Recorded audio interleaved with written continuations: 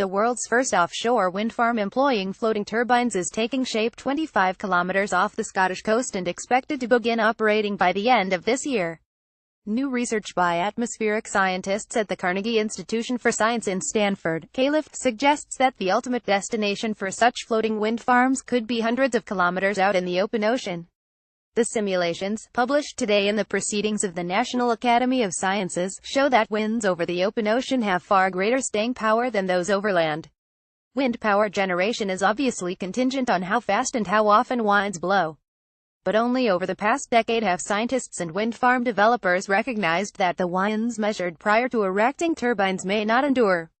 For one thing, dense arrays of wind turbines act as a drag on the wind, depleting local or even regional wind resources. It is now generally accepted that drag from wind turbines in the boundary layer where the atmosphere interacts with Earth's surface limits the kinetic energy that large land-based wind farms can extract to about 1.5 megawatts per square kilometer (MWKM2).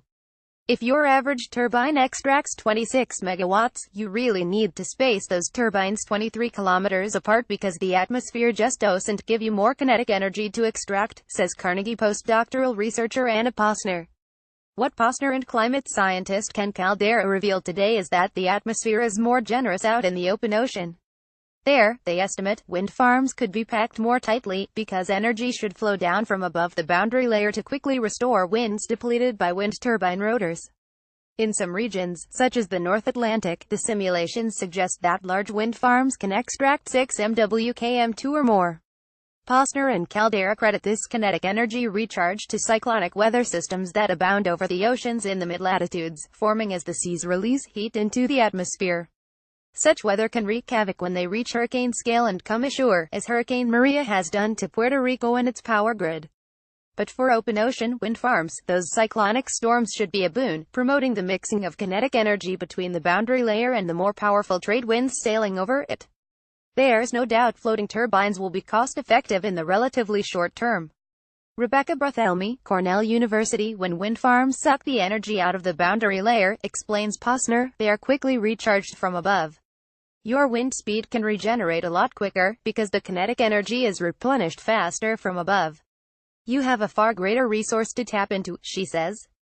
In side-by-side simulations, the researchers packed wind turbines into large windwreck regions in Kansas and over regions of equal size in the North Atlantic.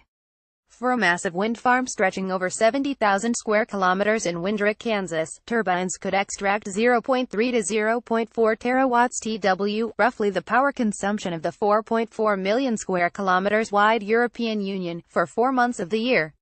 The turbines packed into a 70,000 square kilometers stretch of the North Atlantic, meanwhile, extracted that much power or more from September through June. Utilized 3 million square kilometers of open ocean, and they project the turbines would meet current annual global energy demand, 18 terawatts. And summer peaking solar farms could cover any gaps, notes Posner. In other words, there is reason to be optimistic that wind power can provide a very large share of future 100% renewable power systems.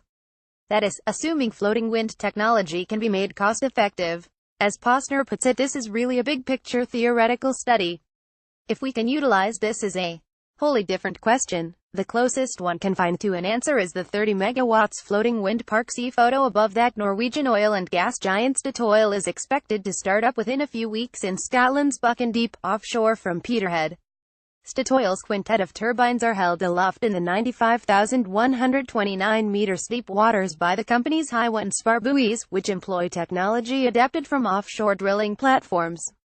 Statoil's installation may be puny compared to the 15 gigawatts of offshore wind capacity installed on fixed foundations in relatively shallow water. But the energy giant claims that it is 60 to 70% cheaper than the technology used on its initial pilot in 2009 and says a further cost reduction of 40 to 50% is realistic for future projects. And some commercial-scale applications for floating turbines are already under consideration, such as the 100-turbine array proposed for 24 kilometers out from California's Morro Bay in 2015. Rebecca Barthelemy, a wind power expert in Cornell University's Department of Mechanical and Aerospace Engineering, says Statoil is serious about commercializing the technology. There's no doubt floating turbines will be cost-effective in the relatively short term. Big companies don't invest in full-scale wind farms without a great deal of confidence that this technology is near market, she says. Options to bring energy ashore from open ocean wind farms, meanwhile, could include on-site hydrogen generation, notes Barthelemy. That notion was first proposed in the 1960s by University of Massachusetts wind power pioneer William Hieronymus, who envisioned flotillas of turbine-equipped ships or buoys that would produce electrolytic hydrogen from seawater for shipment to shore. Image Anna Posner, Carnegie Institution for Science. A massive North Atlantic wind farm generating nearly all of Europe's power could also chill the Arctic if open ocean wind farms prove feasible. Another set of questions raised by today's report will beg for answers. One is whether giant wind farms in the North Atlantic will weaken output from onshore wind farms in Europe. Another is what climatic surprises massive ocean arrays might deliver. Initial study by Posner and Caldera suggest that North Atlantic arrays would result in cooling above the Arctic Circle, the biggest open ocean area they simulated, spanning a nearly Greenland-sized 1.9 million square kilometers, chilled the Arctic by as much as 13 degrees C. Is that acceptable, perhaps even desirable, in a world whose climate is already warming and changing? Today's authors say further study is definitely needed on that matter.